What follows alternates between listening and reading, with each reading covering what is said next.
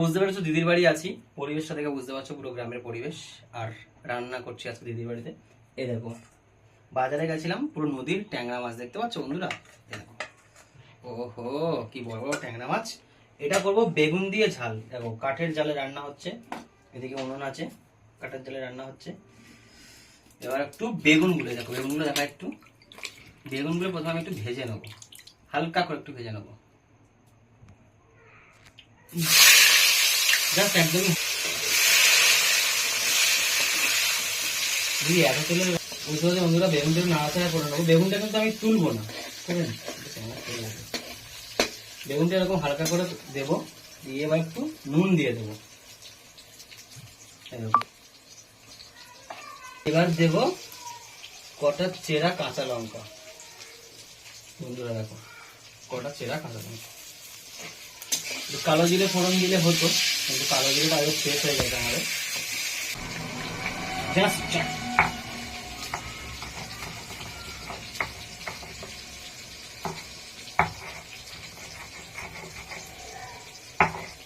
অনেকটাই হয়ে গেছে। এবার এই যে সর্ষেটা আছে এটা দিয়ে দিলাম।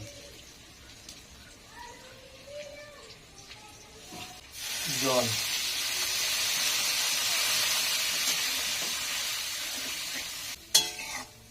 তোমরা তো অনেক রকম ভাবে করো, কিন্তু এভাবে একটু করে খেয়ে দেখো, একদিন অনেক ভালো লাগবে। দেখো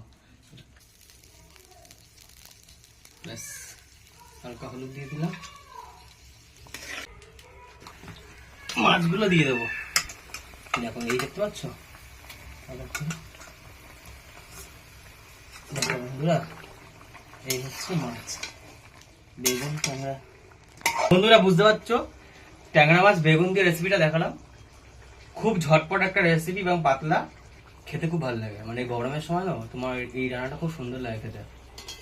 কেউ যদি মনে করো টমেটো অ্যাড করতে পারো, কিন্তু আমি এখন টমেটোটা দিচ্ছি না। টমেটোটা কখন দিয়ে বলো তো, এরকম ওপর থেকে একদম কুচো কুচো করে কেটে দিয়ে দেবে। অর্ধেক সেদ্ধ হবে অর্ধেক সেদ্ধ হবে, ওটা খুব ভালো লাগে খেতে। দেখো হয়ে গেছে। এবার একটু সর্ষের তেল ওপর থেকে দেবো। এই মাছের এটা হচ্ছে মেন জিনিস, ঠিক আছে বন্ধুরা? দেখো আর একটু অল্প দেবো। দিদি মনে মনে ভাবছে ভাই সব তেল শেষ করে দিল। এই হচ্ছে মেন জিনিস, সর্ষে আর সর্ষের তেলের ঝাঁঝ। ও দিদি সেন কেমন হয়েছে বল? দারুণ, অসাধারণ।